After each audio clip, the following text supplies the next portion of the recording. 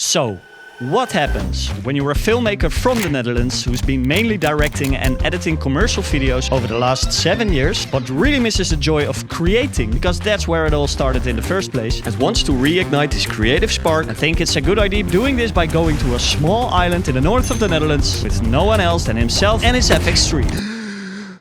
Yeah, well, a lot happens.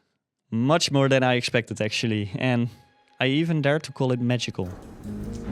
I'm gonna take you with me on this journey of 4 days by myself on this island and share all my highs, my lows and the valuable lessons that I learned. Like where creative block comes from and how to deal with it and much more, which, of course, you'll know by the end of the story. Sometimes you go somewhere. Okay, let's try a different style. Let's make it a bit more epic. Sometimes you go somewhere, not knowing exactly what you're going to find, but you feel you have to go in a certain direction to maybe find something valuable along the road. I believe this is what they call intuition. Well, this is one of those stories. Because in search of creative inspiration, intuition is what brings me to this small island called Vlieland. It's an island located in the northern part of the Netherlands, and a 2-hour ferry ride takes you to this place full of pine trees, long stretched beaches and dunes. I've been coming here all of my life, for every year, just like my mother, just like my grandmother. The only difference is we usually go during the summer. But now it's 2 degrees in the middle of the winter. Okay, so look, I'm here on a mission. I'm here with my Sony FX3 to make something creative. And that might sound very heroic and cool and all, but in reality, I really don't know what I'm doing. Anyway, after the 2-hour ferry ride, I arrive at this small forest cabin, which is my home for the next 3 nights. Yeah, it feels really cozy, because it's in the middle of the woods and there's all these other houses where there's light and there's people inside, so I don't feel like I'm totally alone in the woods, so that's pretty nice as well. It's time to settle for a bit, and then, I don't know. What are you supposed to do in a creative week? Just sit here and be creative? The plan is simple.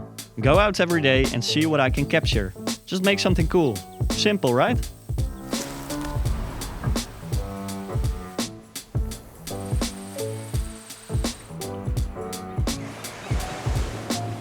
Well, as you probably noticed, I'm here on my own, and that can be quite the challenge as well.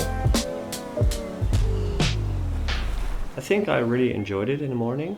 It felt pretty good, but right now I feel insecure again.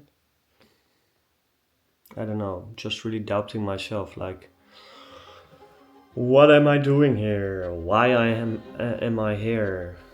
I don't know what I'm doing. Okay, yes, you're looking at a guy with quite some self-doubts. And even though I'm a filmmaker with quite some experience, as you can probably see from my face, these feelings are still very real and present. Well, the sun is shining, so maybe I should go outside for a bit. In theory, it sounds so easy. Just enjoy the process. But I know for a fact that for many creative people this is so hard to do. And it's kind of crazy to notice how your brain can take over and create these bad self-images or self-doubts that try to hold you back from creating anything.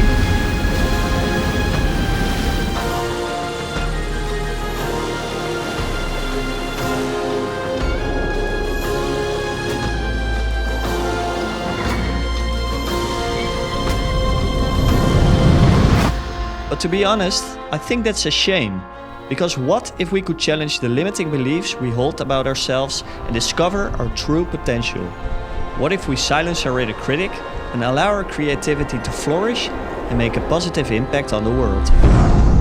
But is it really that easy? Well, not quite yet. Because when I'm taking a look at all the footage I shot later that evening, guess who's there with me? Exactly, my millions of thoughts. Why are you doing this? What are you trying to do? This is sad, man. What would people think of you? You're an idiot. What are you trying to do? What the hell? Where did you go? I'm starting to believe that this was one big bad idea to come out here. I want to go home. So when I woke up the next morning, I realized that even though I feel like a complete failure, going home doesn't change anything. So now that I'm here on this island anyway, with nothing else to do, why not just continue and at least try to enjoy myself exploring more of the island?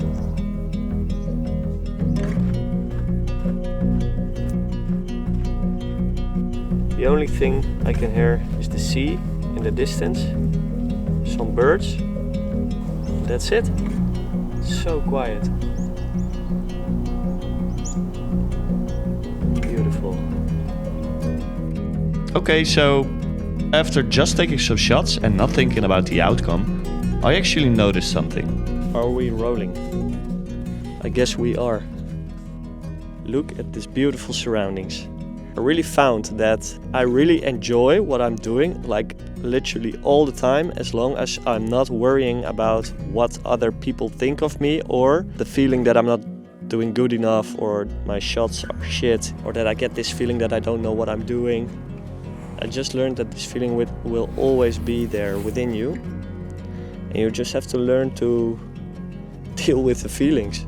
I'm slowly starting to accept these feelings as a part of myself and the creative process, and I decide I will continue. And I'm very happy I did, because what I'm about to find is for me truly magical. The third day I woke up at sunrise because I wanted to see if I could capture something nice. Good morning! It is pretty early, 8 o'clock right now. That's why I'm gonna go now to the other side of the island, because that's where the sun is rising. Let's see if we can make some beautiful shots. It was cold, it was snowing and cloudy, so this was actually doomed to fail. But then when I just wanted to go back to my warm, cozy forest house, the sun rises. And it suddenly hits me. This view, the silence, the birds, even a seal that says good morning.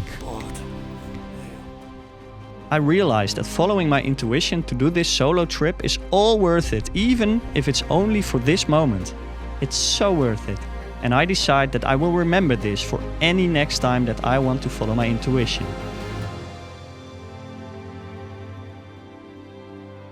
So the self-doubts are still here. But as I'm now taking these feelings not too serious anymore as I did before, my confidence starts rising. And this new confidence is going to bring me to a place that I could never have seen coming. Because when I came across this small cheese bunker, I decided to ask if I could film here. This, of course, was no problem.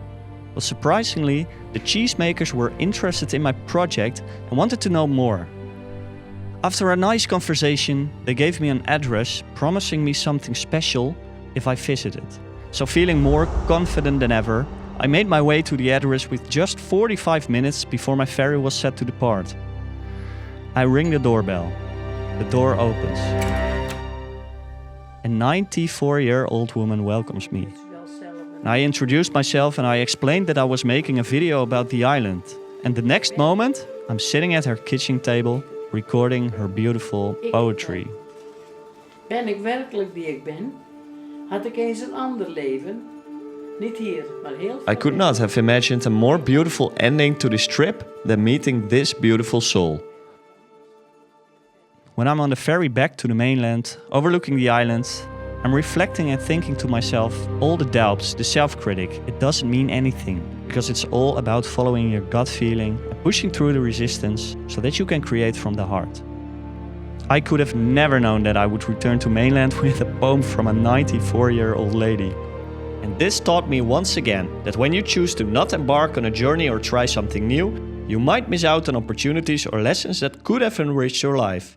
So, when you're in doubt of following your intuition, I would say, embrace the journey and push through resistances, because you will find something valuable on the road. You just won't know what it is until you go. Run it up. Oops.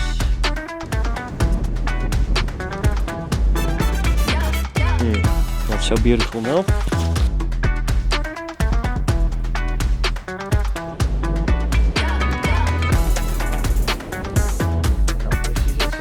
Ja, precies. Just the thing I want to say is that I'm really grateful and proud that I went here just for me, for myself. And now I'm gonna check out what the hell this is. Because it looks cool.